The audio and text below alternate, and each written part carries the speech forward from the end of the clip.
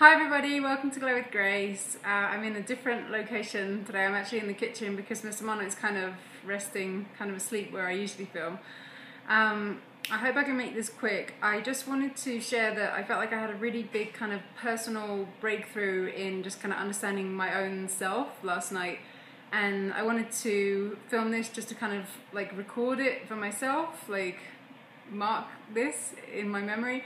And also because maybe it resonates for other people, maybe someone else will watch and go, oh yeah, and find something useful in it too. So it's pretty much about my conception of time and what activities are appropriate to do at different times of day. It was like a breakthrough about that, but let's go into it. So it began with, I was watching unschooling videos on YouTube. And if you don't know what unschooling is, it's the kind of learning philosophy that most resonates with us, at least at this point in our journey. It pretty much means no school, as in like a public school or a private school or anything like that, like an institution where you go and learn stuff. And it also isn't usually the same thing as homeschooling. It's not like you make a school environment, kind of like a pretend school environment in your home. It's unschooling. It's nothing to do with tests and curricula and all that kind of stuff. Anyway, you can Google it if you don't know what unschooling is. But that's what we are really interested in. Is basically it's about supporting the individual, their interests, and kind of just being there at the side of the child and helping them to, explore their interests and their true self. So anyway, that's something that we intend to do with Araya. Who knows what she's actually going to want to do herself as she gets older. Maybe she'll want to try out some school or something. But anyway, so we were watching, I was watching some unschooling videos, and something that comes up a lot in discussions around unschooling is that the parent or the caregiver of the child is kind of required to unschool in a sense as well, because most of us have come from a background where we've been raised in the system, raised in the matrix, and we went to school. We went to like standard mainstream school. We were kind of brought up in that reality. So there's this sense of the parent or the caregiver kind of is in a process of unschooling themselves in order to support their child in unschooling.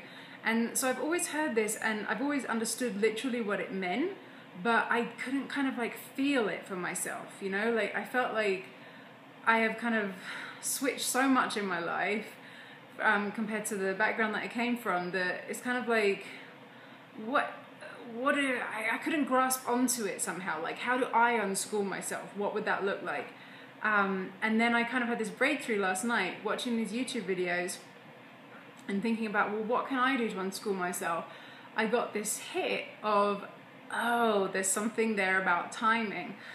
Okay, so earlier in the day, it was about 2 p.m. in the afternoon, and I looked over to this incredible knitting machine that I have. Absolutely love it. It's called the Addy King Size Express.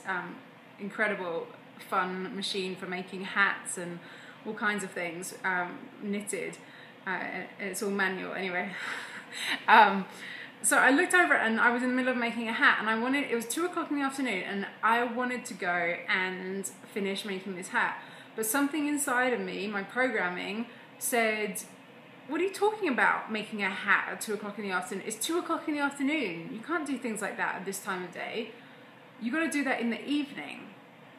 And at first, of course, I'm used to hearing that voice, and I was just like, oh yeah, what am I thinking about?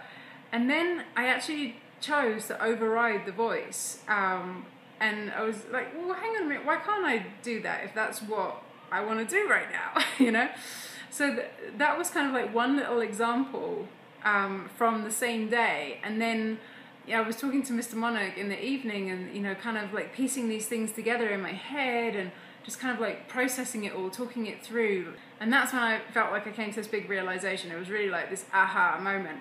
I was telling him, I've always had this sense for years that it's only appropriate to do certain things at certain times a day. And it just seems like not possible to do things at other times a day. And so with this thing of making the hat, it was like, that's something that has to be done in the evening. Reading books, I was telling him as well that for years, if I ever write a list of, sometimes you write lists of the activities or the things that kind of like are really important to you, like your kind of values around what's important to you. I'll so often write that reading is important to me. And yet, for most of my kind of, 20s and 30s, how much actual reading have I really done? I go through bursts of it, but if I am constantly kind of feeling and saying that that's like a priority in my life, that doesn't really show up actually in what I actually do. And when I was looking at it, it was the same thing. It was like, well, reading is only something I can really do in that's like an evening thing. You can only do that in the evening. And then I went, was just talking to him about all of these things. And the more I said it, the more I suddenly came to this realization of, it was like the penny dropped. I was like, it's evening stuff. I only feel like I can do things that I consider fun in the evening. Because why? Because I grew up in the system where I was in school all day long doing things that, we could use any kind of adjectives for that, right? Meaningless, pointless, tedious, unfulfilling, doing all these things that were not something that I ever used afterwards, wasn't genuinely learning like anything that I've found useful in my life. I could go on and on.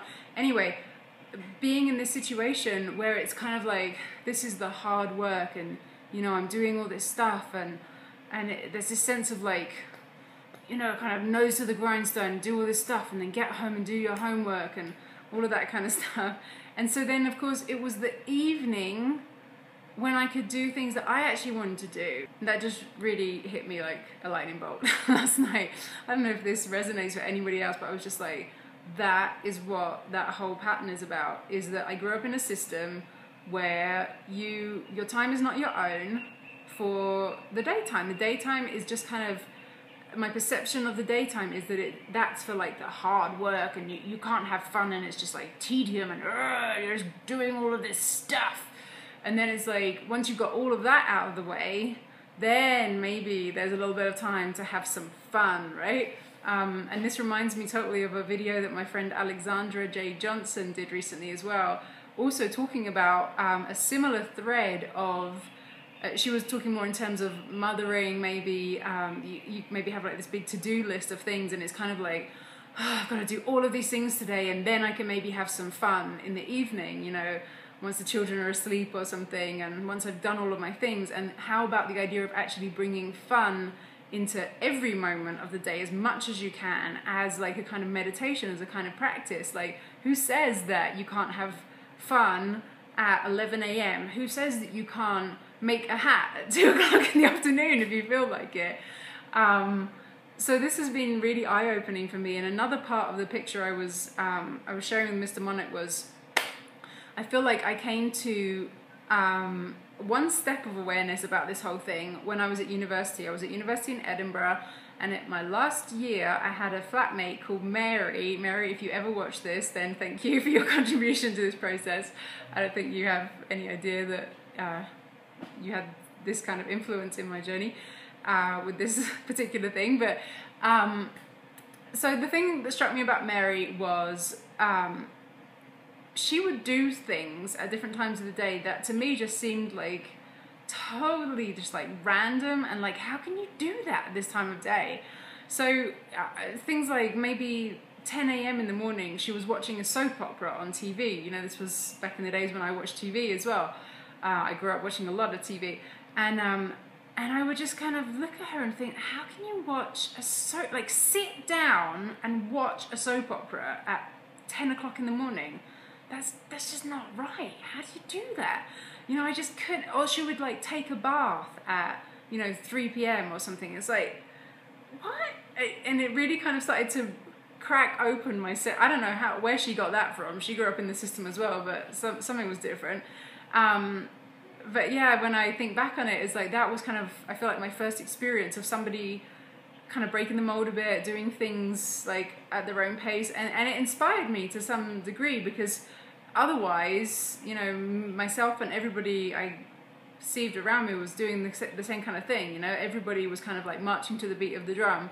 You do like this kind of thing, and you got to do all the hard work, and then maybe you can have fun.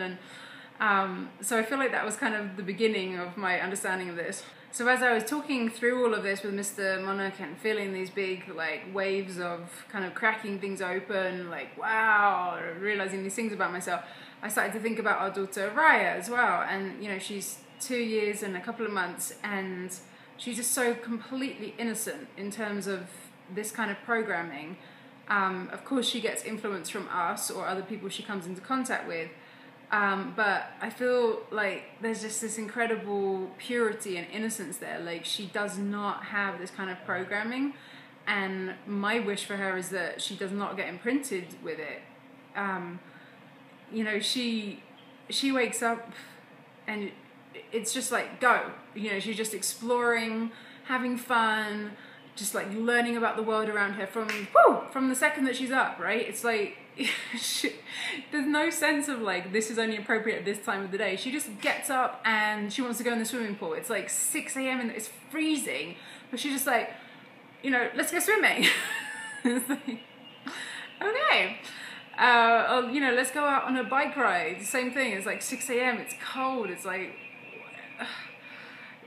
you know, she just has that kind of total innocence and purity, and I love that. I think it's absolutely beautiful, and I hope for her that she gets to, you know, hold on to that and explore so much of, you know, the world and who she is through just that one difference, you know, in her structure, in her concept of reality.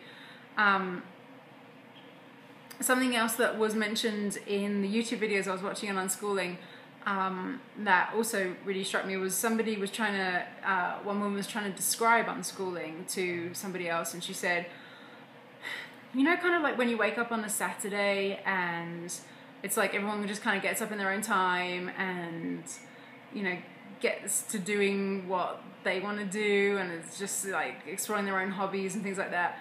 And then the other one's like, yeah, and she's like, well, it's just kind of like that all the time. Like, that's how unschooling families tend to be, is that everybody is just kind of completely free and respected to explore their own process, you know, rather than, you know, again, tests and curricula and all that kind of thing. So that really spoke to me, you know, this idea of kind of like every day is Saturday, like just getting up and exploring what you want to do. And definitely for Araya, and I would think most, well, maybe not, but many young children her age, that is and can be the reality. And, you know, the mainstream schooling process is what tends to be the beginning of shutting all of that down. And yeah, for me, I have no intention of ever putting her in a school. If she wants to experiment with it for herself, then that's her own thing. So there we go. That was my big realization about time and fun and appropriateness, and I don't know what I'm going to title this video. I guess I will have come up with the title of it by the time you're watching this. I hope this was useful to some people. Thanks for listening. See you next time. Ciao.